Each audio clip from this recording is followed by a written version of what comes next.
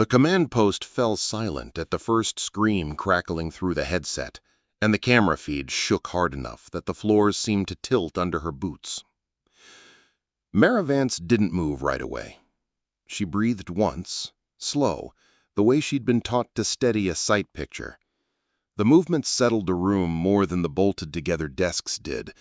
A cheap wall clock stuttered a second forward. Someone whispered a curse. Someone else laughed in that brittle way men laugh when they don't know what to do yet. Training mornings always began with noise. Hydraulic doors coughed, diesel stung the air. A dozen young men argued about the right way to coil a hose and ended up doing it her way anyway. They teased her as they moved, the way they had learned from the senior instructors. Auntie, they called her sometimes, just loud enough. She was 34 and slender under the gray uniform, compact strength hidden in quiet lines. She carried a posture like she carried a med pack, closed, secured, ready. Outside the glass, Argent Ridge spread under a hard blue sky. The compound sat between a freight yard and a floodplain, the practical middle of disasters. It was a private facility with public contracts, half training ground, half deployment hub. Rows of stacked shipping containers made a warren of fake alleys for mass casualty drills. A wind tunnel beat debris against bent chain link. A burn house breathed heat. Farther out, an old storm channel ran straight as a ruler toward the river. In summer, the river shrank and sulked. Today it looked like steel. Mara took the roster from its magnet and checked names she already knew by voice and step. Quinn bragged as always. Sankaran fiddled with a drone case zipper because he couldn't sit still. Nico wore a grin like a dare. She nodded through them, steady as a metronome. The headset's foam pads were clean because she'd scrubbed them herself last night after the younger techs forgot. She'd rinsed the dried sweat out with dilute chlorhexidine and let them dry on her windowsill because skin infections hitch rides and little things become big out here. The monitors showed helmet feeds from today's combined drill, fire, structural, and medical, everything layered. The new trainees moved in pairs through the mock business district. Heat signatures from the burn building pulsed like livers on the thermal. A gas reader overlay crawled intermittent yellow across the screen for realism. She ran the scenario like a conductor, tuning difficulty with quiet flicks of control dials. Her left hand sat on the radio switcher. Her right rested on a keyboard polished shiny where her fingers worked. "Vance, you got that tower cam aligned yet?" Kellen, the senior instructor, leaned in the door with a smile he thought was easy. He had a brawler's shoulders and the habit of staking casual ownership of rooms by standing in their doorways. "It's aligned," she said. "Your tripod isn't. Wind's pushing it a degree off. I'll brace it after we set the second evolution." He shrugged as if that was trivia and tapped a knuckle on the map board. "Same script as last week. Don't innovate. They're not ready." "They're never ready," she said. It was almost a joke. Almost. He laughed, and it came out like a cough. "You're not the only one with years in the field, Auntie." She let that roll past. The old arguments ate time. Her mother used to say, triage isn't only for patients, it's for words too. Treat the most urgent, ignore the rest. Her mother's voice lived in quiet corners of Mara's mind with a neat accent and hands that moved faster than thought.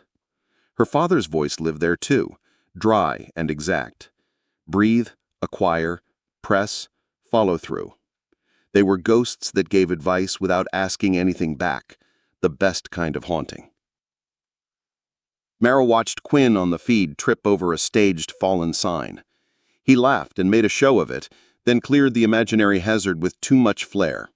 She keyed the radio on his channel. "Quinn, eyes up," she said. "Mild. Don't sell your spine to the camera." "Copy," he said, chastened, and his helmet tilt improved by degrees. She turned to the supplies shelf and checked her med bag because ritual steadied her pulse. She laid out tourniquets, checked the windings. She cracked a wrapper on a hemostatic gauze so it wouldn't stick at the worst moment. She squeezed a half-useful smear of superglue from an old tube and tossed it. Never rely on the last drop. She checked her pen light battery, then the backup she always kept in a tiny pocket stitched into the bag's inner seam. She'd stitched it herself, late one night, listening to the compound's generators grumble against sleep. A knock at the open door. Sankaran with the drone case hugged to his ribs. He looked young and eager and tired. Most of them did. They spent nights doom-scrolling disaster videos and woke wanting to be the person who fixed all of it. "Ma'am, the new propellers," he began. "Two blades show microchipping," she said, without looking, and he blinked. "Swap to the spare set. Balance them before launch. Electrical noise on the gimbal last night, too. Run the dampers a millimeter tighter." He flushed with admission. "Yes, ma'am." "I'm Mara," she corrected, not unkindly. "Warmer air rising off the burn house will mess with your altitude reading. Don't chase it, you'll porpoise." "Yes, Mara." And he left lighter than he came. Out in the yard, men practiced getting their gloves off without contaminating their wrists. The air smelled faintly of char and soap. The mess hall fan chopped the smell into slices. Somewhere, someone dropped a tool and swore, and someone else laughed again. The compound rested on little rituals and steady hands. That was the point of places like this. You trained competence until it didn't feel like a miracle when it saved a life. At 9:13, the first tremor hit. It was small, just enough to make the coffee in the cheap mug lift a ring and settle. Heads cocked. The clock ticked obediently. Nothing fell. The wall calendar fluttered once, a white eyelid. "Aftershock from last week's," someone said. "Nothing." Mara's fingers lay flat on the desk, reading the vibration like braille that wasn't there anymore. Her mind made the quiet subtraction. Not the aftershock pattern, not the right feel, but you don't stand up and shout about the earth when it's still. She glanced at the seismograph feed piped in from the region. Lines moved the way snakes move when the ground is thinking. A tiny warning itch crawled between her shoulder blades and settled there, patient. "Drone 1 is up," Sankaran reported from the yard, breathless with relief. "Stabilized. Sky is clear." "Hold it high. Map the rooftops. Don't chase birds." "Ha ha," he laughed. "Copy." She took a minute to grease the hinge on a stubborn cabinet with a smear of petroleum jelly, because doors that drag slowed down hands when speed matters. Then she ran a cloth through the bore of the rescue tool's hydraulic coupler, because the last time someone had set it down on sandy concrete and grit had stuck. The cloth came away gray. She nodded once to the quiet gods of small maintenance and replaced the cap. At 9:21, the second tremor arrived. Not a tremor at all. The floor rose under her feet like a chest gasping and held its breath for 2 long seconds. The wall clock leapt a minute forward by accident, the minute that says something has broken a rule. Equipment rattled. Glass trembled. Outside, the training containers made a hollow chorus. "Whoa!"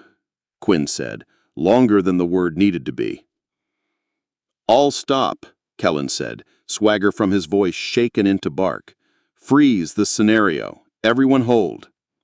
"Hold," Mara repeated into the switcher, smoother than fear deserved. The feed steadied, then went frantic in their stillness. When adrenaline drains from a scene, it leaves men performing stillness like it's a skill they'd just learned.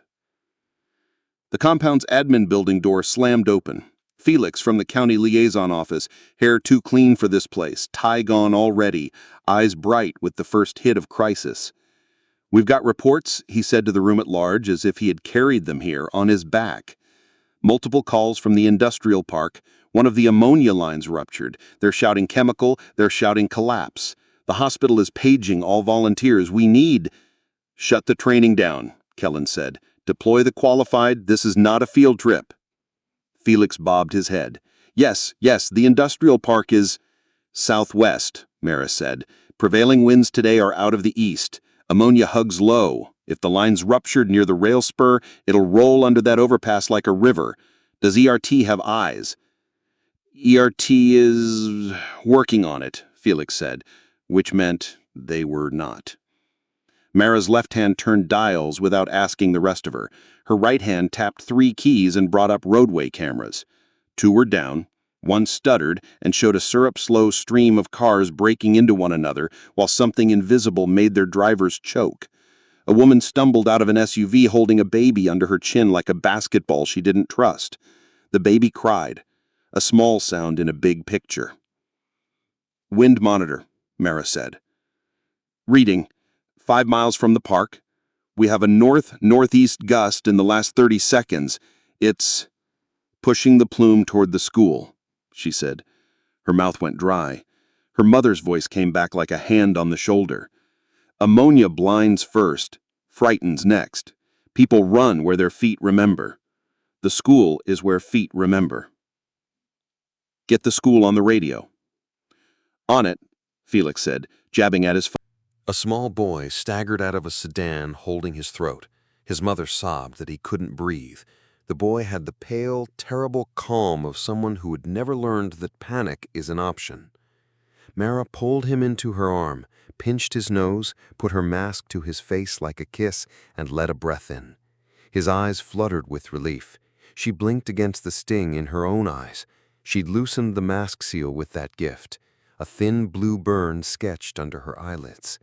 She resealed and cleaned the boy's eyes with water from a bottle because eye wash is a luxury in the first 10 minutes. "Drive," she told the mother, voice blunt to cut through. "Uphill, windows up. Keep him quiet. Don't stop." They moved. Others saw and learned and formed a new shape of traffic that didn't want to be a funeral.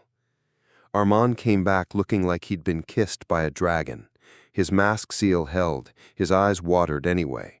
He held up a thumb like a child and then steadied himself against the pickup bed, gagging once into his mask and letting it pass. "Good work," she said. "Water on your eyelids, not in your mask." He nodded, eyes fierce with the relief of doing a thing right in a world that was wrong. The rail spur ahead shone like a line someone had drawn with a ruler on a map and then forgotten was a place. Men ran in it still. One lay on his side with his hands curled like leaves, and Mara's chest tightened with a professional grief she put in a pocket for later. "ERT reports 5 out. They're 10 minutes, maybe 15. 10, she said, and meant 5. Nico eased the truck closer to the rail fence where a side gate hung open. He looked at her like he wanted to say something brave as a question. "Say it," she said. "Do we go in?" he asked. Her father's voice said, "Never go in blind." Her mother said, "Never wait when someone's losing a minute they can live." Training said 1,000 things with 1,000 asterisks. "We go to the edge," she said. "We make a hand on the sleeve. We pull those who can walk. We leave markers for those who can't until we cannot leave them." They went. Up close, the ammonia came on like a hot ghost. It clawed at the fine skin inside the nose, shouted at eyes, promised to make all of this impossible in one more breath. She counted breaths like money. She kept one hand on the pickup bed, keeping the thread to the world that held. A man in an orange vest staggered toward them with his mouth wide open. He couldn't seem to find the idea of closing it. She tapped his chin up, pressed his lips with 2 fingers like she could teach his face to remember. He learned. He shut his mouth. The panic in his eyes conceded an inch of ground. "This way," she said, pointing, and Nico took his arm. They moved him into cleanish air, became a conduit, a bridge stepped over with feet that had stopped deciding. 2 more, a third. Someone fell and stayed fallen. Mara marked him in her mind the way she marked landmarks, then resisted the urge to walk him into the truck with sheer will. "Armand," she said, breath loud. "Flag here and here." She shook tape off the roll for him, fingers precise. "If we don't come back, others will, and they'll know where the edge was." "Yes," he said, the boy in his voice gone, replaced with a taut adult wire. A metallic groan rolled across the spur, like the world trying to swallow a spoon. One of the warehouse walls shifted a handful of inches and then decided for later. The roof sat like a bad idea, thinking about becoming a worse one. Under it, a forklift moved, then stalled, the operator lost in the simplest physics of start and stop. "We're done here," she said, and then her radio kicked with a scream that wasn't words. "School," Quinn said, voice serrated. "We've got a kid down with airway swelling, 7-year-old. We're trying to get her breathing. The nurse's office is too small. We need... Mara's mind split in halves and then fused again. One part saw the kid in the hallway with a throat trying to turn into fists. The other part saw the rail yard with men whose breaths were still coins they could spend if guided. "Kellen," she said, switching channels without thinking, "use the epinephrine. If you don't have an auto-injector, draw it. 0.3 milligrams, lateral thigh. Don't wait for a crash cart that isn't coming. Cool the air in her face. Don't flood her lungs with water. Give her a mask. Keep her mother back. Her fear is glue." "Copy," Kellen said, and his voice had found something in it that sounded like man instead of posture. She looked at Nico. He looked back. He didn't ask a question because the answer was in the air. "We finish this sweep, then we go." They pulled 2 workers who had tried to be brave for one step too many and then became children in adult skin. She guided them with her hands on their shoulders, and the world obeyed her fingers more than it obeyed sirens. She sealed masks tighter, tightened straps with a tug that said "live" in a language that had no words. The forklift operator shouted something in Spanish. The word madre came out like a plea. He jabbed a finger toward the back of the warehouse where pallets sat stacked like a game with rules. He mimed small. A child, he might have said. He might have meant something else. The ammonia made theater of speech. "We can't go in," Nico said, practical and loyal and right. "We won't," Mara said, and then she did. 2 steps in, just 2, to angle her body and her sight behind the slanted pallet. She saw a dog, not a child, small, whimpering with eyes red and frantic. The absurdity broke something in her chest in a way that let it re-knit stronger. She looked at the man. "Perro," she said, and he nodded. "Yes, yes," as if the word had permissioned his fear. She pointed uphill, and he went, released from the shame of abandoning something he loved because someone had named it for him. "Back," she said to herself and to Nico, and they were. Everything wanted to be bigger than it was. That's how disasters worked. They wore costumes. You stripped them to their bare shapes so your hands could find purchase. They retreated to the truck, eyes screaming in a disciplined whisper. Armand had flagged the exit like a festival road. He looked ridiculous and brave. He looked right. "ERT's 5 minutes, no, 3 minutes, maybe." 10, Mara said, and meant 5. "We're going to the school. Tell ERT to take the rail yard. Tell them the east wall is considering a collapse. Tell them there's an injured dog and a man who will ask about it, and they should say they saw it go uphill. It will buy them cooperation they cannot bribe." "Yes," Felix said, and she heard him write "dog" on a government form with a flourish that made her want to laugh until she cried. They drove. The world at the school had become a different species of loud. Children cried in varying pitches. Teachers spoke in calm they earned in college classrooms that never smelled like this. The interior hallways were darker, quieter, holding the horrible intimacy of breath vapor collected on towels. Quinn met them at the door with eyes that had shed jokes. "She's in the nurse's office," he said. "We gave the epi. Her breathing got better, then worse again." "Secondary swelling," Mara said, and moved, followed by men who had decided she knew where the ground was solid and where it moved. The girl on the cot had hair braided so tight it made a tidy path down her skull. Her face was puffy at the edges, eyes narrow slits in a round of pain. Each breath sounded like the sound a balloon makes when a child daringly knows just how small an opening they can leave. "Hi," Mara said gently, kneeling so the girl didn't have to climb a gaze. "I'm Mara. I'm going to help you make room in your throat." The mother stood near, fists against her cheeks, silent with a silence that was worse than screaming. Kellen hovered just outside the room, as if his presence might be too heavy for it. He held 2 vials in his hand like he'd been waiting to be told which god to pour them out for. "Racemic?" Mara asked him. "Microneb is out," he said. "We have albuterol and saline." "Albuterol won't fix swelling," she said, almost an apology. We need cold, humidity, and time. And we need to keep her calm. You, she said to the mother, you are her mirror. If you lift calm, she'll borrow it. If you can't, step outside and scream at the wall and come back when you have your face. The mother breathed once, hard, like someone accepting a job they didn't apply for. I can, she said. And then she did, hands dropping, jaw settling, tears making a clean line to her neck. Mara wrapped crushed ice from a cafeteria bag in a towel, held it over the girl's mouth and nose so she could pull cold air in without the towel touching irritated skin. That's it, she said, voice low, steady. In and out, like you're smelling a flower. Slow it down. The girl tried to smile and failed and breathed. The sound softened by a tiny fraction. Mara clocked it with cautious joy. Epi again? Kellen asked him, standing on the threshold of decision with his vial. Hold, Mara said. Watch your timing. We don't buy a sprint for a marathon if we can save the sprint for the finish.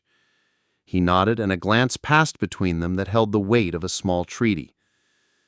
Outside, a child vomited into a wastebasket. Another laughed at something a brave teacher had done, a too loud joke, the noise of survival dressing up his humor. The compound's habits had braided into the schools, tape across vents, towels like uniforms, command and little acts. Drop a beja if you've ever been underestimated, Mara heard herself think in a bitter joke she might tell later to strangers who mistook her for soft. The thought made her smile without laughter, and the girl saw the smile and borrowed it for a second. The radio hissed. ERT on scene at the rail yard, Felix said. They want you at the perimeter, Mara. Tell them they've got it. We're on a pediatric airway. We'll join when the kid breathes like a cat. That's... what? Felix said, lost. Quiet, she said kindly. Tell them quiet. She counted the girl's breaths. 28, then 30, then 26. The shape of them changed, smooth around the exhale, less ragged on the edge. She let the cold towel do its work. She let time be medicine, the way her mother had taught her when medicine bottles were empty in remote places. After an hour that took 8 minutes and a lifetime, the girl breathed the way a child breathes when she's fallen asleep in the back seat on the way home. Heavy, unself-conscious, greedy for oxygen like a secret. The mother sagged at the edges. Kellen put the vials back in their tray like sacred objects being returned to an altar after the god decided to bless without them. She's okay, Mara said softly. And the room didn't explode in relief because everyone feared to scare the moment away. Instead, the relief moved like a quiet animal from shoulder to shoulder. Quinn leaned his head against the door jamb, eyes closed for a beat. You made that look, I don't know what, boring. Competence is boring. It's the most beautiful boring I know. Comment ready if you've ever followed her into the smoke someone had written once on a video she had made for training. She had hated it then. Now the line floated up again, and she let it exist without judgment. Felix reappeared, real this time, not just a voice. He had sweat running in lines that turned his tieless collar a different color. He looked at Mara like a drowning man looks at a raft that hadn't seemed impressive until it saved him. County wants you at Unified. Command post at the edge of the park. They heard you on the radio. They want you. Callan looked at Mara. Go, he said, without argument, and that told her more about him than the last month ad. We've got this here. She squeezed the mother's shoulder. She touched the girl's braid like a blessing. She moved out into hallways that had been made smaller by the towels taped on doors, then into sunlight that had learned a new smell. Nico had the truck ready. Armand had replaced the silly flag sash with a new roll of tape because he had learned that reloading is not a metaphor, but a job. They looked at her with something like pride and something too big to look at directly.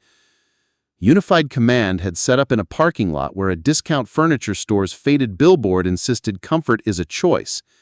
Tents billowed, radios fought like cats, whiteboards already lay under too many hands to stay legible for long. Men in helmets had marker writing on their sleeves. A drone operator from the county team glared at Sankaran's feed like it had personally insulted his firmware. The incident commander wore a vest like it was a medal and a face like he knew it wasn't. He turned when Mara approached, then blinked like he was rearranging a sentence mid-syllable. "You're Vance," he said, in the tone of a man who had expected a beard. "You're on our net?" "Yes," she said. "School has interior sheltering, one airway crisis stabilized, rail yard is ERTs, East Wall at Bay 3 is moving in gusts, Plume Edge is mapped north along the ridge. Your ingress marked in flags. We need traffic control on the old highway. We need a welfare bus for evacuees who left cars and walked uphill coughing. And we need someone to call the neighboring plants and make sure they shut down anything that will make this worse if it leaks." He stared for half a beat and then did something he respected immediately. He didn't bristle and he didn't ask her to tell him who she was again. He nodded and pointed. "You take operations," he said to her in front of men who had expected to hear something else.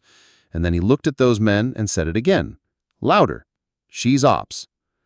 The room made of asphalt and tents tilted. Men who never took orders from someone who looked like her asked their bones if they could. Bones answered with relief more loudly than pride did. "Drop a beja if you've ever had to prove you're not a rumor," the world whispered, and she put that thought away like a knife, not to use but to remember the weight of. She took the marker from the table and began writing on the board. She wrote like a map talks, simple and bossy and kind.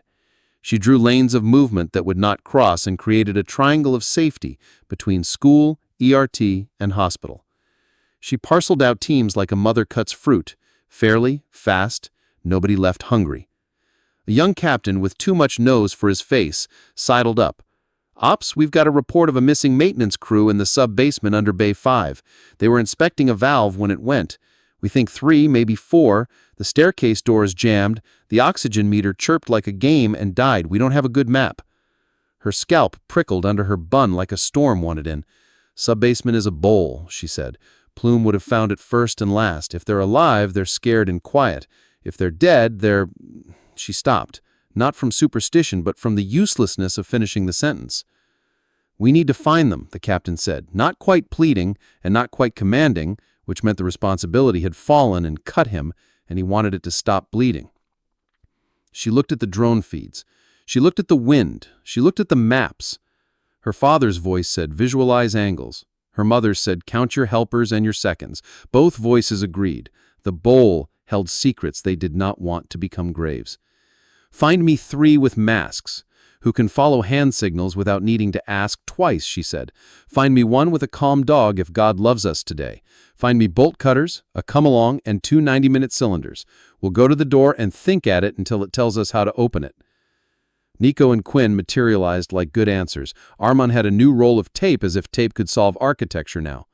A county firefighter named Ruiz appeared, tall, eyes like dark water, holding a harness for a shepherd whose tail swayed low, unsure but willing. "This is Juno. She works scent and listens better than I do." Mara knelt and let the dog sniff her gloved knuckles. Juno's ears tipped an inch forward. Acceptance, provisional but real. "Good," Mara said.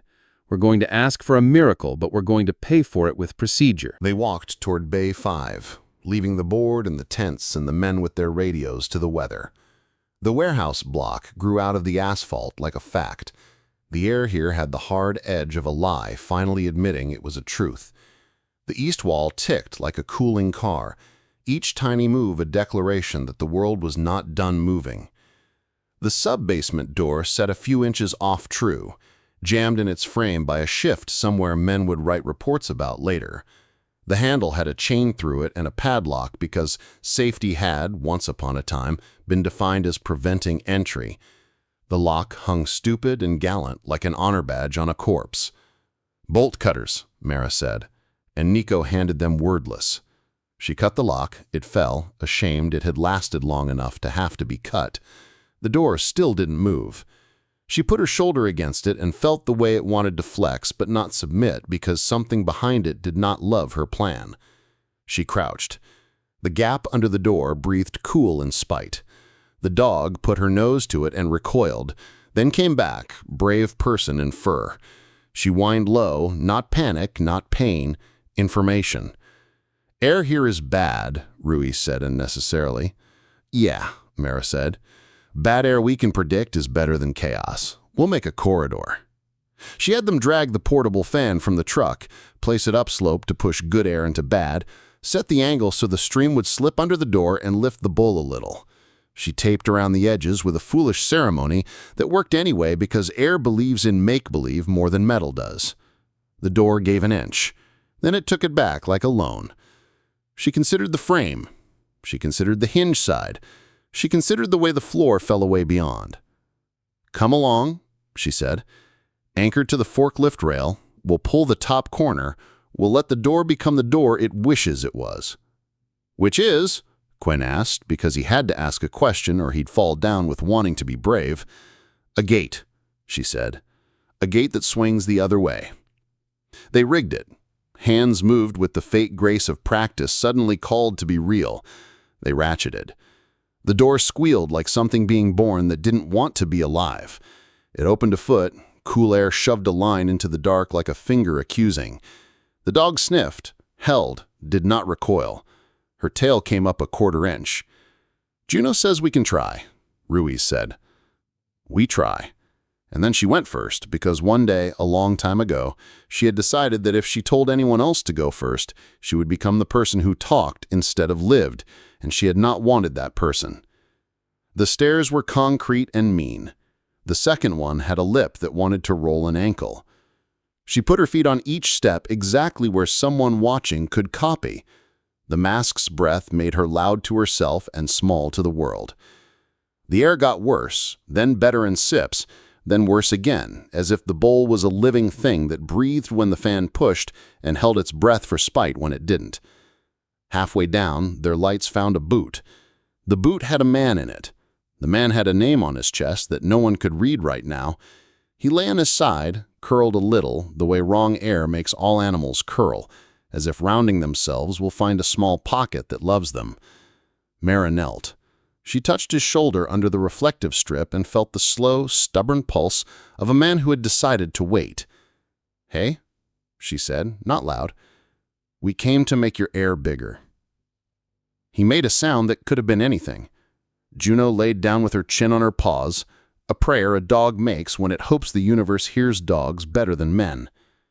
"Bag him," Mara said, and Quinn slid the oxygen mask under his cheek, adjusting the strap with fingers that wanted to shake and did not.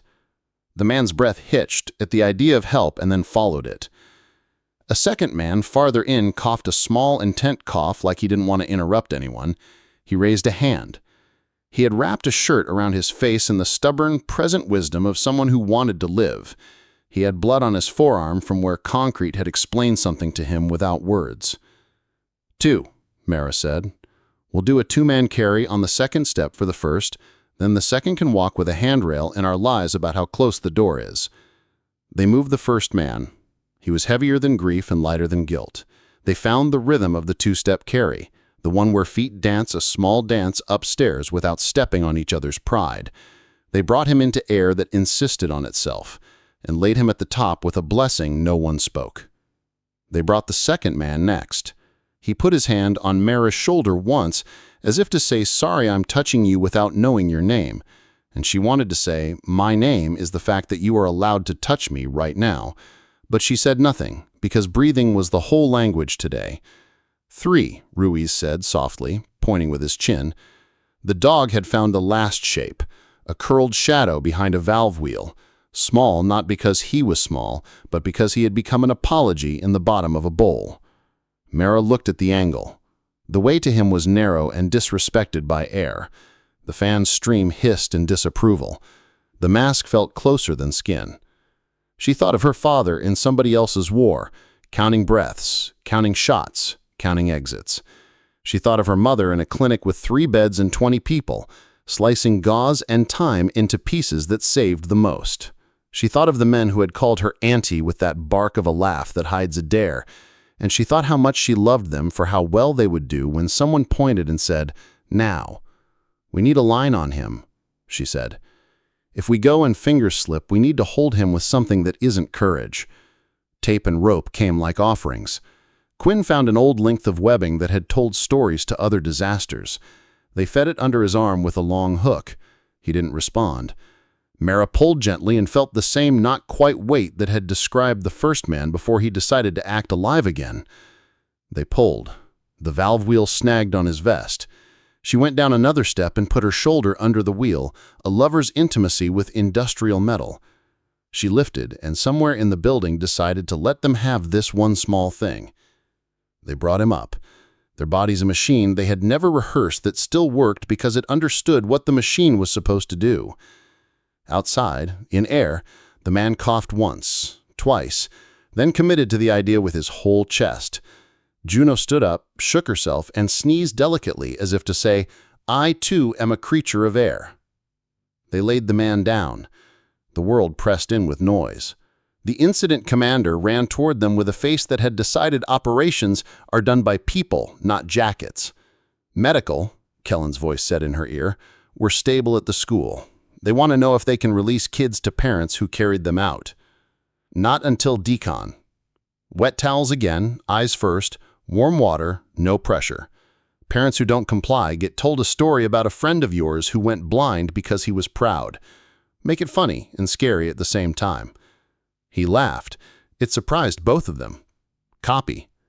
Men who had watched Mara for hours without seeing her saw her now. They watched how she stood, how her hands decided where to go, how her voice didn't rise to the pitch of their fear. They pivoted around her like she had a gravity they could obey without losing their own names. None of them said the word she'd heard 100 times. Too old for the hot zone, too small for the heavy lifts, too late to start leading.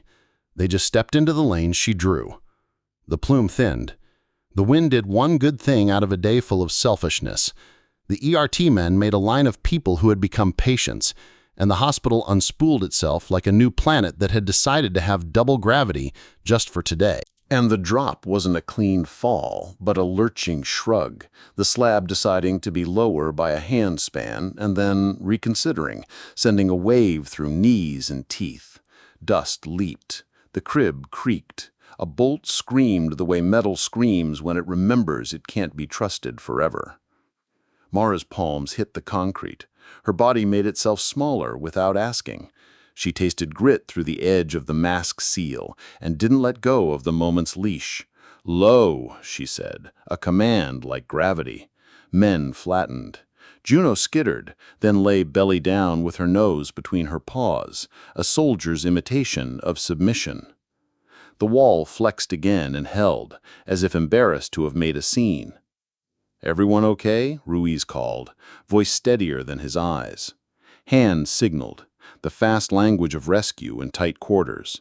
Thumbs, two fingers, an okay drawn in air. Nico's glove held up broken shave, index and middle finger curled to say, "Not yet. Give me a second." He clamped his jaw and breathed through the pain that only admitted itself now that movement paused. "Ankle," he said, calm enough to be believed. "Rolled." "Boot off," Mara said. "Now, before it swells." He froze. Men always did. Boots are armor and identity. The idea of bare skin in a war with concrete makes logic slow. "Boot off," she repeated. "Softer. You'll thank me and hate me after." He peeled it with a hiss, face set the way men set their faces when they need a new face for what's next. She caught the boot, wedged it under the crib as a stupid, useful shim. Small offerings add up. She slid her hand around the ankle, testing the swelling with a meditator's patience. Deltoid ligament, not broken. Tape? Quinn flinched at being asked, then produced a roll as if he'd conjured it with embarrassment. She rapped with quick, even spirals, anchoring above and below, then a figure eight, the geometry of care. She tucked the tail with a neat press. "Walkable," she said. "Honest pain is allowed. No hero pain. Ruiz, your lead with Juno. Quinn, you're my anchor on the line. Armin, you do what I think before I say it. Captain?" She glanced at the young officer with too much nose. "You hold the perimeter and throttle anyone who runs toward us with their heart instead of their head." He nodded like he'd been given a blessing and a beat down in one. They went to work on the cut again. The ear hole widened. The shy trickle of dust became a descriptive stream. Luca's voice rose and fell with the saw's complaints, as if he were harmonizing by accident. Under the slab, his brother's fingers curled around the webbing, a small proof of life that kept men from tearing the building in half with their bare hands. "Talk to me, Luca," Mara said between passes of blade and breath. "He says he doesn't want it, and then he says there should be no leftovers in a good house, and then he helps. Then we're cleaning up. No leftovers today." The wall shivered in a subtler register. Ruins telegraph. You learn their double talk. This was a harmonic, a warning that weight had shifted from something designed to carry weight to something that was done with that job. "Cribs," Mara said, "at a half-inch, opposite corners. Quinn, your side first." He slid a wedge with steady hands. Wood spoke to wood. The load redistributed with relief you could feel in your teeth. The dog laid her chin down again, satisfied that humans had remembered something dogs know instinctively. Small, balanced pressure is smarter than big pushes. "Ops," the incident commander said on her shoulder net, voice controlled because he knew he was now speaking into a space that followed a different god. "ERT reports the main leak is clamped. The plume is dissipating. Hospital wants to know if they can start accepting from the rail yard." Mara kept her eyes on the slab and let her mouth serve two worlds. "Yes, start decon there. Gentle irrigation, no pressure. Watch for delayed airway burns. Anybody bragging they're fine gets a second look. Assign counselors. This isn't a bruise. It's a story. People will be weird about it." "Copy," he said. "Do you need anything?" "Silence," she said. "And a runner who can bring me a sledge if I change my mind."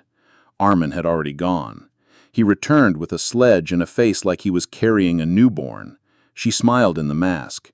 He saw it in the crinkles at the corners of her eyes, and stood taller. "You're doing good work," she said.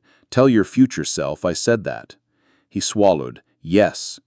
They pig-nosed the slab, a code name for a technique that sounded sillier than it was brilliant. Small nose holes, then careful chewing until a mouth existed. Through the opening they slid a pediatric mask, because that's what was at hand, and Luca's brother wore it like a joke the universe would get later. Crush syndrome threaded the edge of Mara's thoughts. Release too fast and toxins sprint. Release too slow and breath stops. She made the math honest in her hands. She touched the carotid of Luca's brother through the gap with 2 fingers, felt the slow drum of a body that had decided to wait for permission to be alive, loudly. "Check glucose," she said to Quinn, who blinked and then remembered he knew how. A finger stick. A number. High-ish with stress. Acceptable in crisis. Drop a die if you've ever had to talk your hands into being calm. Mara thought in the tone you think when you're alone with an audience you can't see. She imagined 100 strangers nodding, and felt less alone in a parking lot that had become a cathedral. They made the hole big enough for an arm, then a shoulder. Luca pushed from below with the conviction of a stubborn man out of stubborn ground. Mara met him with a harness and a plan. "On 3, she said. "But not the kind of 3 where we go at 3, the kind of 3 where we go at 2 because the building expects liars today." He laughed again, then coughed, then laughed harder, and that counted as air exchange. 2, he said, and they went on 2. His brother slid into a world that paid him back oxygen with interest. His arm, ugly with an angle, but beautiful with warmth, found Mara's sleeve and held as if her jacket had been a promise he remembered from a dream. They backed out in a crab walk, a ballet performed by people who would be insulted by being called dancers. The crib groaned and then decided not to make it their problem. Outside the collapsed perimeter, a small crowd had gathered in the polite distance that grief uses before it becomes a mob. The supervisor with the brother stood full height and then took a half knee like a proposal to luck. The incident commander didn't shout at him to move back because he knew the relief of being allowed to be a person at least once during your own disaster. "Med," Mara said, handing the arm angle to Kellen, who had arrived like a conjured adult with a splint and a look that said he trusted her more than his morning self thought he would. Then, when she could feel victory eyeing the field like a shy spectator, the call came that changed the story from one hard chapter to another. "Ops," the young captain said, voice not his own. "We've got reports of a collapsed mezzanine at the far end of Base 7. Maintenance was up there. Someone says they heard knocking under the slab. We don't know how many. The wall adjacent has buckled. Fire says don't go. The supervisor says he hears his brother." Mara closed her eyes for a heartbeat and saw the map redraw itself. She opened them and moved her pen on the board, because the board was the only way to tell men that the world had changed shape and they could follow it safely. "Bay 7 is now the world," she said. "We're going to build a crib and a listening station. We're going to make silence like a blanket and lay it over the site. We're going to find the sound and bring it toward us without making the ceiling decide our heads are trees." She began to call out the pieces: wood, jacks, air monitors, chalk, a very long screwdriver, the dog, the man with the brother, the small quiet men who carry big quiets inside them. They moved. The air changed. The sun slid toward a tired idea of afternoon. Her radios grew heavier with words she could triage without writing them down. The mezzanine was a mess. That was the exact professional term. Metal bent in the shape of regret sat on extrusions of concrete that had been told to be stiff and still had, right up until the part where they didn't. The wall bowed inward like a sigh. "Everyone quiet," she said, and then she lifted her hand and somehow the air obeyed her. Even the sirens sounded far off for a second, as if sound itself had taken a break to help. Juno tilted her head and then pressed her ear to the concrete. Ruiz lay beside her, ear near the dog's, face calmed to a blank, listening with all the parts of himself that had no instruments. There, faint, the gentle, regular sound of someone knocking like they'd never heard horror stories about knocking and being left. A human pattern, stubborn. 3, pause. 3, pause. 3. "Alive," Ruiz whispered, as if the word might get frightened and run away. Mara exhaled the breath she'd been threatening to keep. "We crib," she said. "We go slow. We don't become a story about haste. We cut a ear hole first, then an eye hole, then a mouth hole." She directed the placement of wood as if building an altar. She ran the monitors. She kept the man with the brother near enough to hear hope, but far enough that his hope wouldn't try to do a stupid thing with legs. She angled the long screwdriver into a crack and felt air that had been behind concrete for an hour kiss the cold metal. "Here," she said, and Ruiz nodded. They began to cut with a saw that shivered the whole structure's feelings. The metal screamed in a pitch that wanted to be louder than the knocking. She stopped the cut, waited, listened. The knocks returned, patient. A beautiful patient. The dog whined a low, respectful agreement. They cut again. They pried up an inch, then a half, just enough to call the air from one room to the next. They slipped a small mask into the hole and fed clean oxygen the way a parent feeds a child soup when the child is almost asleep. "Talk to me," Mara whispered into the crack, as if sound could shrink itself and go where her face couldn't. A voice came, thin and fierce and careful. "Luca," it said. I'm Luca. I think I'm okay. Okay is a big word. We'll take parts of it and make a whole. How many?" 2. "My brother he's quieter. He's going to borrow your loud. Can you reach his hand?" "Yes," Luca said. He didn't finish. The sound of men not finishing sentences because finishing them makes them real was the soundtrack of the day. "We're going to make a bigger hole. You're going to hear noisy things that sound like the world breaking again. It's just the world making a door. Hold on." She nodded to the saw. She looked at the wall that bowed like a bad idea. She checked the crib corners, her hands doing small math with wood and pressure. She put her palm to the concrete and felt the faintest vibration, the building thinking about ending the conversation. "Faster," the young captain said, because he'd had 8 hours of his life too many where fast had worked. "Slower," she said, because she had had the rest of the hours. They found the rhythm that was neither fast nor slow, but right, the way bodies find the right step on a ladder without looking down. They widened the ear hole, then the eye hole. Luca's eye appeared, black and stubborn in dust. Then the mouth hole, the one that the world had been waiting for because rescue and oxygen and water and the first stupid joke always go through the mouth. "Tell me something about him," she said to Luca, because feeling matters as much as physics. "He always steals the last slice," Luca said, a laugh hidden inside his fear. "We're going to give him the last slice of a bad day," and she heard someone behind her snort out a grateful sound they needed. They were inches from a hole big enough for a shoulder when the wall made a decision. It didn't fall, it leaned. The world dipped like a boat when someone runs to one side. "Back," she said, just that one word, and men obeyed not because they knew why, but because they had watched her all day and learned that when she chose small words, the ground was choosing with her. The bow leaned more, then held. The crib creaked like old men telling stories. Juno lifted her head, ears good, and then lay them back like a woman pulling her hair up out of her face to look properly at something. "Hold," Mara said, and then she put her hands on the cut edge and said the thing she only says when she means it enough to get called foolish later. "We go now!" She looked at Nico, at Quinn, at Ruiz and Juno, at the young captain with too much nose and a heart that had been shaped into a tool in 8 hours. She looked at the incident commander who had allowed her to be a fact.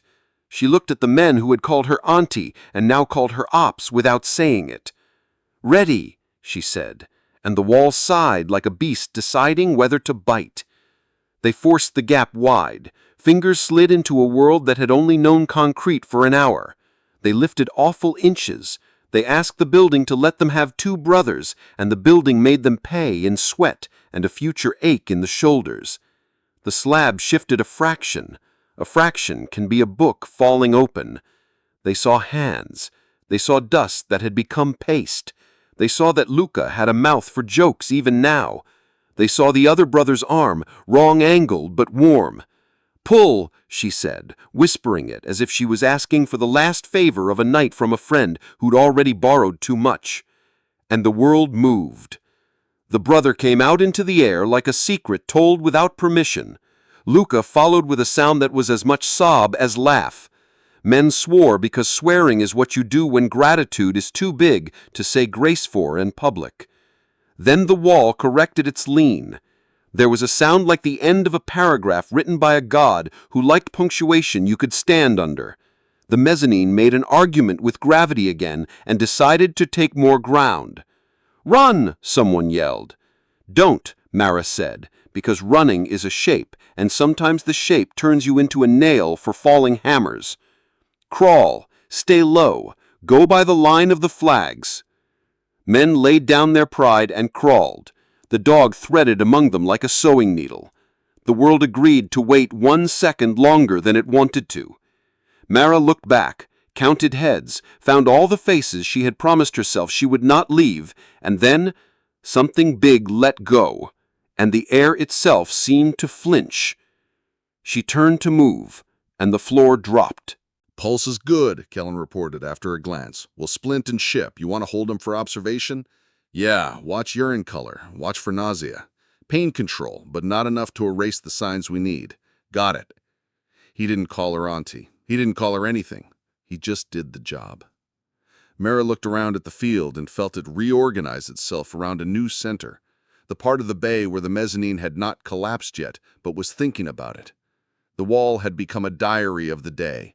Every tilt and scrape was an entry about weight and forgiveness. "Ops," the commander said, the net giving him a chorus of everyone else's breathing. "We've got a request from Hazmat to do a recon on Bay 8. Reports of an auxiliary tank that might still be venting. They want eyes on gauges. They're stretched." She did not sigh. Sighs are for after. "Assign them engine 6 with the chemical kit. I'll free up Ruiz if he can be spared. Juno's good on people, not on pressure gauges. If the tank is venting, they approach from the upwind catwalk only. No direct path on the floor. Take the long way. It's the short way that kills. And tell them," she checked the wind with her own skin, old habit that worked more often than it should, "tell them the wind will roll in 10 minutes. They'll have 15 good ones. After that, they back out and we believe our own rules." "Copy," he said, a full sentence contained in the word. Mara crouched beside Luca and his brother, looked them over with eyes that had numbers in them. "Names?" he said. "Luca and Marco." "Marco, the last slice is yours when this is done," she said, and that earned a brave little grin that would be a story for someone's family table later. She stood. The dog watched her and wagged twice, tiny acknowledgments. Juno had decided she was in charge in the same way dogs decide things, accurately and without ego. "Armand," Mara said, "you and Nico check the crib corners. I want to know if the wood is singing a new song. Captain, widen the tape perimeter by 2 meters on the north side. People are creeping in because the air doesn't taste like fear anymore. Ruiz, you're with me to Bay 8 for a look. Kellen, you own the school until further notice." He nodded. "We're clearing classrooms in order. Teachers want to do the parade of parents." I said no. "You said right," she said. "Stagger release. Pride of plan over pride of people." They moved to Bay 8. The industrial park had settled like a boxer who'd been told the bell hadn't saved him yet. The air carried a ghosts of ammonia smell, stinging and faint like a memory you thought you'd packed away. The sunlight was harsh, then kind, then harsh again, as clouds decided what kind of day they wanted to sponsor. Bay 8's auxiliary tank sat on spidery legs with a bored look. It had been painted a color that once meant safety and now told lies. The gauge was a cheap analog grin. The needle flirted with the red. "Upwind only," Mara said again, to the air and to Ruiz. He nodded and set Juno to sit-stay with a hand signal. The dog accepted the insult with dignity. They reached the catwalk by a series of obedient ladders. Metal echoed under boots with a small arrogance. From here, the world looked like an untidy map. The tank's valve hissed low, a serpent almost asleep. "Look at the relief valve," Mara said. "It's sticky." "How do you—" Ruiz started. "Pattern of residue and how bored it sounds. Bored is bad on these. It means it never had to work and now it resents being asked to." He grunted, a half laugh of surprise. "You ever do this job before?" "Bits of it. My mother taught me the body fails in predictable ways. My father said the same about machines. They both said terror is mostly the mind noticing patterns too late." She rattled the valve with the handle of the sledge gently, not enough to insult it, enough to remind it of physics. The hiss changed key, a singer finding the right note. The gauge needle eased 1 human hair's width away from the red. "Good," she said. "We're leaving. This thing demands worship and then punishes it." They backed out the way they came, patient even when patience bored the pulse. On the ground, Ruiz loosed an invisible exhale. Juno shook herself once and sneezed. The tank sighed. A queen on a bad day deciding not to throw a goblet. "Ops," Felix said softly on the net. All municipal bravado boiled down to a note. "Media is staging on the corner. They want a briefing. They want a face. They asked for you specifically." Mara almost smiled. "Have them take a number," she said. "Give them the facts in numbered lines. 1, leak clamped. 2, school stabilized. 3, rescues ongoing. 4, do not drive into vapor. 5, we will be tired later. No heroes and no villains today, just procedures. If they want a face, give them mine, but tell them it's not the important part." "I'll try," Felix said, which meant he would say exactly that and watch them misquote him. They returned to Bay 7. The crib still held, the wall leaned the same amount plus a breath. The act of noticing that it was a breath more was the whole skill set of a life like hers. "Hydraulic spreader," she said, and someone delivered it in 2 hands like an offering. She touched the hinge, the control, the hoses, the way you touch an old friend before asking a favor. "Where?" Quinn said, "because enthusiasm needs a map." "There," she said, pointing to a seam that looked like nothing and everything. "We take load off the south corner. We're not lifting God, we're lifting a piano 1 key. We'll hear the note change." The spreader bit. The seam breathed. The note rose. The walls both sighed with the slightest relief. Some men cheered because men cheer when they feel physics obey them. Juno flicked an ear like a queen bored with flattery. A crack clicked. Not the kind that says, "I'm here." The kind that says, "I'm leaving." "Down," Mara said, and heroes obeyed. Dust fell in a lazy sheet. Light shifted as if someone had replaced a bulb. The slab held, the wall held, people did not. A worker, late 50s, sallow with the day, stumbled past the perimeter tape, reaching toward the gap as it owed him his brother, even though his brother had already been paid out of stone. He screamed a name. It cut the quiet like a fork on porcelain. The bow answered with motion. It began as a courtesy, just a flex to say, "I was waiting for someone to disrespect what you've built." Then it committed. The mezzanine dropped a hand's breadth, then a fist, and then more. Each descent a new paragraph. Mara moved before thought caught up. She tackled the man with a shoulder, turning him so his head hit her arm and not the ground. She wrapped him with her whole self in a hold that looked like violence and was a translation of mercy. Her knees slammed concrete. Her breath fled and came back irritated. "Stay," she said to him, like a dog and a friend. "Stay for me." He sobbed once and complied, because being told exactly what to do is often the kindest thing. "Everyone crawl," she barked. "Flags, follow the colors. Don't look up. Crawl until you hate me." They did. Pride is light when the ceiling wants you.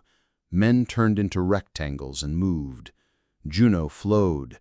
Quinn crabbed backward with the spreader, refusing to abandon the heavy mouth that had saved lives.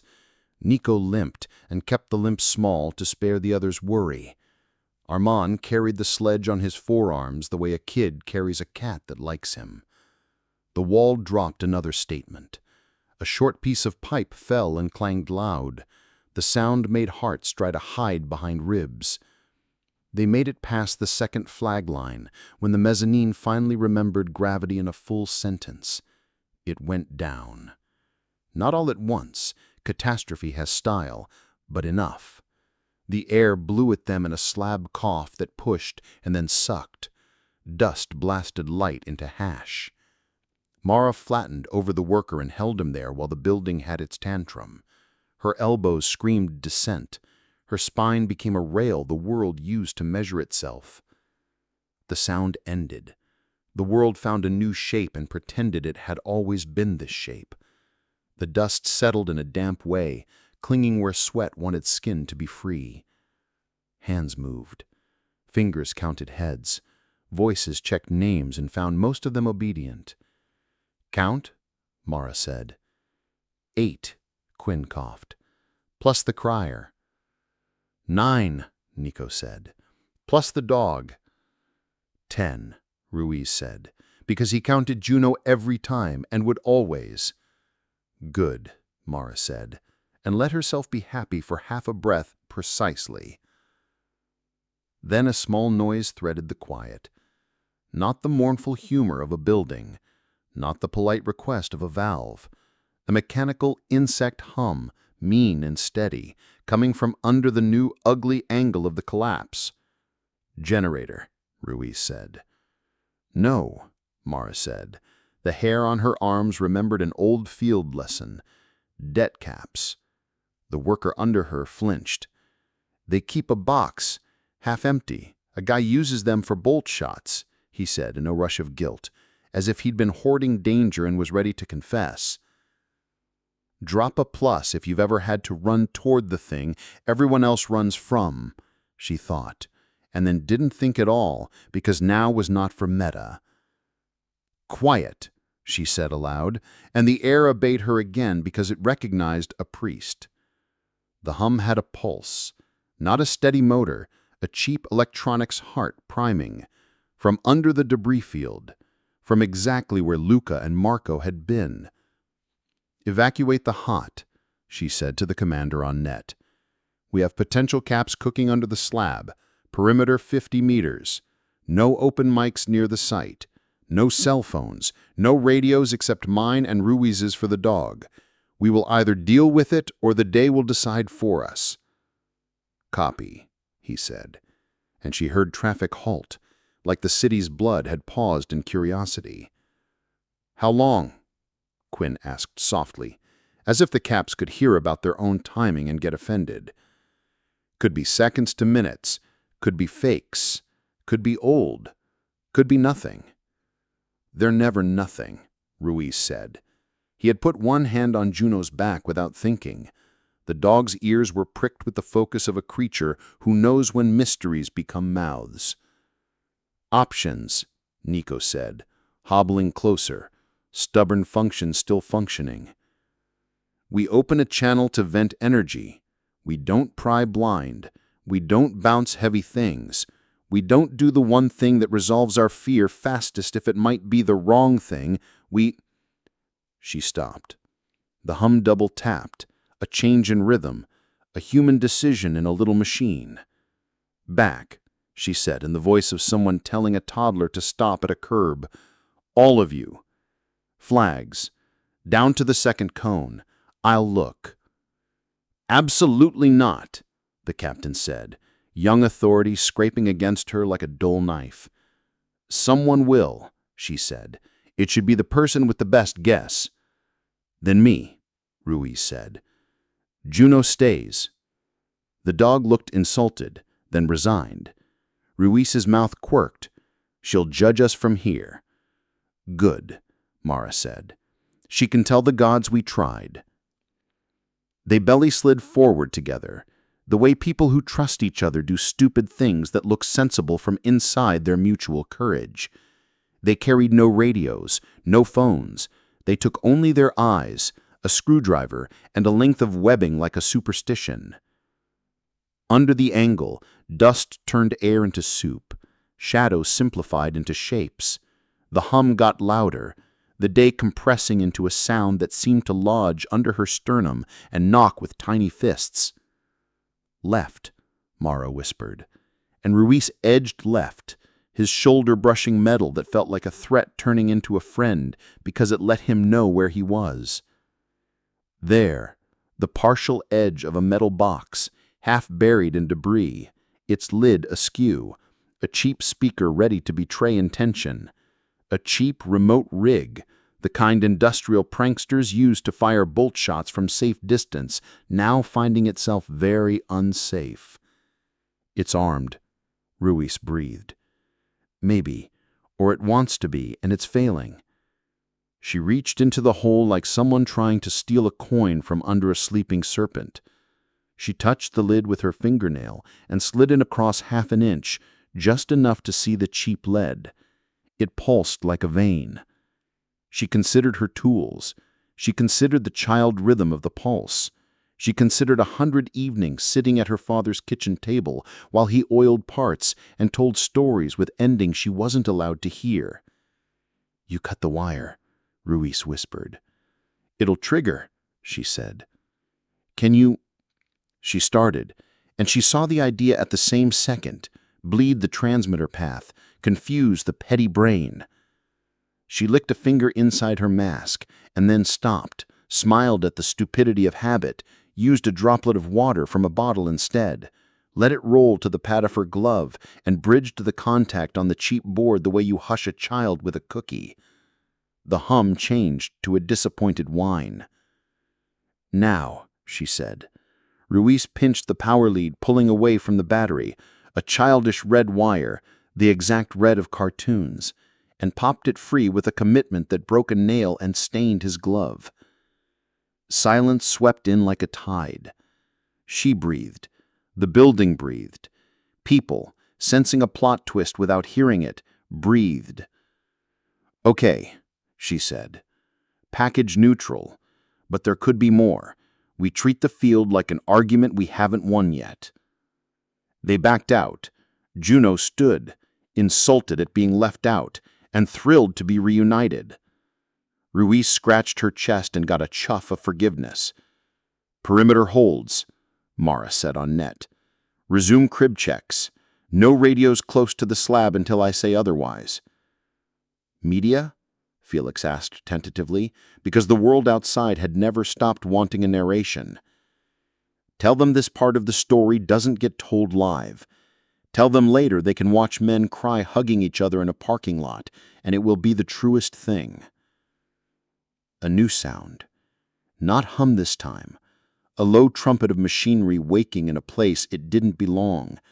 From Bay 9 now, a floor away, the old conveyor belts, power flickering, something trying to start because the grid wanted to return to normal, and normal was a disease.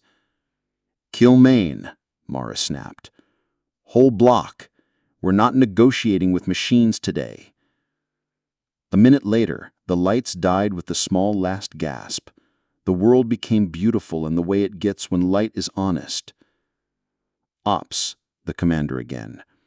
We have an inbound weather cell out of nowhere. Radar says microburst potential. If wind shifts, the plume hiding in the low will roll back on the school. We can't do both. Hold here, pivot there. Mara had already been doing both, but she acknowledged the truth. You can juggle knives until your hands get curious about their blood. Kellen, you have authority at the school to move the shelter from interior hallways to the windowless gym if wind rolls. Use the whistle system. One long, one short for move on foot. Teachers first, kids hold hands, towels stay. You'll be the bastard who yells at anyone who wants a reunion now. They can hate you. Tell them I said it. I'll wear it, Kellen said, calm and present and exactly the man the morning had not promised him to be. She returned her eyes to Base 7. The slab now lay in a new, flatter ugliness. They had saved two. The caps were quiet. The corner still threatened. The building was not done having opinions. Listen, she said. All of you. They did. It didn't matter if what they heard was sound or silence. Obedience to listening is its own medicine. You, with the brother, she said to the worker she had tackled. What's his name? Evan, he said, voice raw. Evan is going to wake to a bad joke later. I want you to buy the worst candy at the gas station and put it on his chest in the hospital and say, "Last slice." Can you do that for me? Felix nodded like a man drowning nods at a rope. Kellen stood with his hands on his hips, the pose of decision weighing nothing because it hadn't found him yet. We need a command, he said to himself in the room. We need to, divide, Mara said. 2 teams, one to the school with rapid seal gear and masks, one to the rail spur to mark the zone and push drivers back. Dispatch the drone to climb and paint the plume. Tag the edges with the IR filter and open the medical locker for eye wash and burned airway kits. We can't send unqualified into a chemical, Kellen said. His voice doubled itself, 1 part challenge, 1 part relief at having a reason to delay. Mara's eyes went to the screens. On them, per their order to hold, young men stood very still, watching nothing as if it would tell them what to be. They didn't love them, not exactly, but they loved their potential like a field loved rain. They were not unqualified, they were not children. They were bodies that could carry hoses and lift doors and cover mouths with wet towels. Mask them, she said. Pair them with seniors. They'll play peripherals. They'll see what it looks like to be brave and careful at the same time. We need a confirmation from County, Kellen said. We need... The third motion came not from the ground but from the speakers. A deep boom sound rolled through the room and into their bones. The industrial park camera blinked a white frame, then gave up. The screen went black. The radio vomited overlapping calls, a crowd trying to fit through the same door. Mara's thumb pressed transmit like it had been waiting years to do exactly this. This is Argent Ridge Command, she said, voice low, without being soft. Kellen, you have medical oversight. I have operations. Felix, call the school now and put them on the PA. Sankaran, climb that drone and give me a plume map in 30 seconds. Quinn, Nico, Armin, mask up, ride with Engine 2 to the school. Bring eye wash and wet towels. You are not heroes, you are hands. Copy. A beat. The relief of hearing her say it was a wave she tried not to ride. Copy. The voices came. Smaller men, suddenly bigger. Kellen's eyes cut to hers. You can't just... I can, and so can you. If you want the paperwork, write it on the way. He hesitated. He always hesitated that half-second too long when the world asked for the first move. He didn't make bad decisions. He filed them for later. The county would send a commander soon. Command takes shape in the gap before the official arrives. Filling the gap decides who bleeds. The compound woke like it had been waiting. Doors banged, boots drummed, men shouted the short words that mean go and now. Mara pushed the medical locker open with her shoulder and sorted kits like she was dealing cards. Her hands were calm, the little itch between her shoulder blades sharpened and settled. Her father's voice, breathe, acquire, press, follow through. Her mother's voice, stop the airway from closing. Everything else is theater. She fastened her mask, checked the seal with the breath, felt the pull. Sinkaran's drone feed climbed a sky and turned east. The plume showed itself in infrared like a bruise blossoming. It moved exactly the way she feared. Map overlay up, he reported, cheeks flushed, hands good. Wind shift confirmed. School is downwind unless the gusts drop. They won't, she said. They never drop when eyes are fragile. She keyed her radio to engine 2. Quinn, when you hit the school, you run the wet towel drill like the world's strictest gym teacher. 1 towel per mouth. Teachers get the HVAC. Tape the vents. If kids cry, that's good. It means they're breathing. No heroics. If the plume hits, you go interior. Close interior doors. You are there to buy minutes for ERT, not to build a statue. Copy, Quinn said, voice smaller, hungrier. Kellen's eyes cut to hers. You can't just... I can, and so can you. If you want the paperwork, write it on the way. He stared at her like a man at the edge of a river, trying to decide if it's fordable. Then he nodded because the river did not care. Go, he said. She went. Outside, the world had gotten louder. Sirens smashed against buildings and bounced back in fractured pieces. Trucks roared. People yelled in plain words with plain fear in them. She swung into the passenger seat of a utility pickup because the driver, Nico, had a way of seeing without speaking that told her he'd put the wheels exactly where she asked. Southwest, she said, then cut behind the lumberyard. The plume will pool low, will hug the ridge. Open the windows until I tell you otherwise. If you smell cat piss, we've run out of time. He nodded. Copy. His knuckles were white on the wheel. His eyes were good. As they pulled through the gate, a trainee, Armin, hoisted the rear hatch of the pickup and climbed in to sit on the tailgate, flagging tape slung across his chest like a bright sash. He grinned at her, a boy on a parade float in the middle of a war. Seatbelt, she pointed, and he cursed, slid forward, buckled himself in with fumbling hands, and laughed because he'd been caught. The road to the industrial park cut through a strip of stubborn weeds. They bowed the wrong way in slow motion. A mile out, the smell of ammonia brushed the edge of her mind like a cat that might bite. She watched the envelope of it in the shimmer over the asphalt and adjusted their route a lane to the left, because air had lanes too. Quinn, she said into the radio. School is sealed, towel drill engaged, kids are crying, teachers are heroes mostly. We broke the HVAC lock.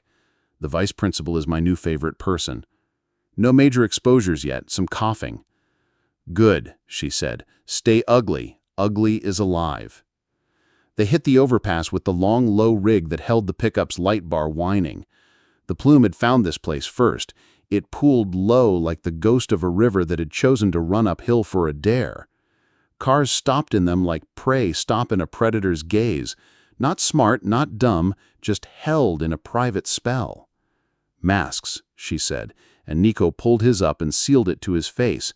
She pulled hers tight until the world got smaller and her breath got louder in her ears. Armin hopped out with the tape. He ran along the shoulder and tied bright flags to uprights so fast his hands blurred, not because he was fast, but because fear lends speed when you tell it where to go. People slumped in their cars. One man had his head stuck out the window, eyes squeezed shut, tears streaming, skin already pinked with chemical insult. Another woman punched at her dashboard with a fist, trying to get air to obey buttons. We need flow, she said. One way, out of the low. She stepped into the road and let her body make shapes. Hands up, palms down, come forward, move left. Human beings read human bodies faster than they read signs. She became a sign with bones. Nico pulled the pickup across a lane to block the stupid choices. Cars threaded past, skirting the invisible snake of air that burned them and called them back. Some stopped to shout questions with mouths open like wounds. She pointed uphill and did not answer. The answers were in movement, not in words. Once, twice, 3 times, sharp and mean in the headset, and for a heartbeat she thought the city had hidden another box of cheap thunder under the gym. Then her other senses corrected the fear. The tick wasn't a cap, it was paint blistering on steel, little pops of heat announcing the truss had started to bend into a new truth. "Everyone stays," she said, and the word stay carried through the truck like a leash tug. Nico drove as if a string ran from the bumper to the door of the school and he didn't dare snap it. They hit the curb too hard. The truck bucked and took offense and then forgave them. Mara jumped out before the engine fully finished stopping. The gym doors breathed stale air in their faces. Inside, 100 bodies made a weather system. Sweat, towels, exhale fogging the stories taped across the glass trophy case. Kellen met her at the threshold, face holding the calm he'd earned. He had a whistle looped on a lanyard, and the lanyard looked like it had made him a priest. "North Truss," he said. "Hairline was a hairline, now it isn't. We moved them to the interior, but the interior is full of kids in fear." "HVAC?" she asked. "Dead," he said. "Blessed be the chair leg." "Good," she said. "Noise?" "Parents," he said. "They want now." "Of course," she said, and walked into the room that remembered war from basketball seasons and spring recitals without understanding either. The gym smelled like towels and anxious sugar. Girls in bright sneakers clutched hands. Little boys in uniforms that made them brave cried until they realized nobody would stop them and then cried more comfortably. Teachers wore faces so sturdy a person could have hung coats on them. On the north end, the steel web that kept the roof honest had decided to experiment with dishonesty. Paint flakes lay like dandruff on the polished floor. Mara scanned the ceiling in lines, drew a rectangle in her mind where the load could still be persuaded to travel the way physics prefers. The scoreboard relays chattered like teeth. "Drop a if you've ever had to make a room obey you," she thought, the old joke of invisible audience peeking and then ducking as her mouth opened. "Everyone listen," she said, not shouting, but leaving no room for interpretation. "We're going to move in silence. We're going to make the room very boring. Boring is how we win." A parent started to speak. She lifted a hand without looking at him and the sound died. The gesture wasn't rude. It was a translation. The language of survival doesn't have adjectives. "Kellen, whistles are banned. Whistles make heads go up. We want heads down. Ruiz, Juno checks the perimeter for any weird cousins of air. Quinn, Nico, mats." They blinked. "Wrestling mats," she said. "Roll them. We're going to make low tunnels. Kids will crawl under. Adults crawl over as cover, one at a time. We keep weight off the north bleacher line. We use the south exit and the music room door. We do not bunch at the corridor. We move like a zipper." "Copy," Quinn said, already sprinting toward a closet like he'd always known where it lived. Mara pointed up. She said, "Lower the basketball goals. Not all the way, halfway. Chain them off to the anchor plates. We're going to make the roof choose a different path if it chooses anything. Captain, grab the volleyball standards. Wedge them as posts under the safe corners of the truss. Pad the caps with folded mats so we don't ding the structure and give it excuses." The captain grinned despite himself. "Yes, ma'am." "Teachers, your squads," Mara said as she walked, eyes everywhere, voice steady. "Each of you takes a row of children. Knees on mats, hands on shoulders, heads down. You move when I tap your lead shoulder. Parents, you are going to be useful in exactly this way. You will not speak, and you will not move until I point at you and give you a job. If you can't do that, I will love you from far away." A handful of parents laughed in choked barks that let fear out in safe amounts. The rest went very still because stillness is sometimes the only job you can do. The first mat unrolled with the wide belly sigh of heavy vinyl. Nico, taped ankles stubbornly quiet, shoved it into place with Quinn and Armand. They curved it into a tunnel tall enough for a 7-year-old and low enough for air to forgive it. "Go," Morris said to the first teacher. She tapped the woman's shoulder and the line dove forward like a single animal. Little shoes whispered. Towels brushed faces.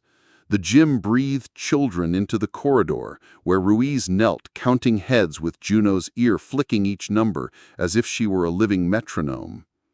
Mara risked a glance up. The truss had advanced into new honesty by a finger. The paint ticks came slower now, insulted by the attention. "Armand, kill the scoreboard power. Pull the breaker-marked Ox Gym if it looks like it wants to lie to you." He ran. A light in the corner died with gratitude. The zipper worked. Line after line, small bodies slid. Adults crawled. The room learned a rhythm that didn't trip the ceiling's curiosity.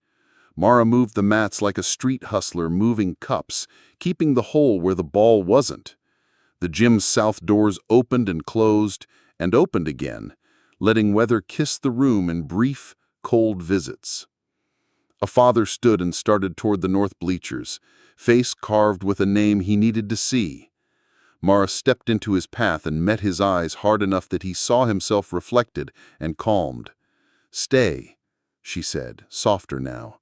And he sat, hands on his thighs, an obedient earthquake. Half the gym emptied. The room felt lighter, like a worry that forgets itself for a minute. The roof accepted the compliment and stopped complaining in pops. Then the far door, the one to the music room, refused to open. A child pile grew. Teachers, obeying the instruction to be silent, made frantic, soundless gestures that looked like dance. Mara ran. The push bar had snagged on a fallen poster rack, a ridiculous enemy. She slid her book against the rack and levered it sideways with her shin, using pain as a pry bar. The door snicked open. "Good," she said, to nobody. To the door that had the decency to feel shame. She looked back across the floor and saw it. A hairline become a thread, become a string. The North Truss was ready to teach class. "Hold," she said, and the entire gym listened like a choir. "New plan. We clear the north corner last. We build a shelter inside the shelter. We make a triangle under the safe cord, and we crawl that one out last."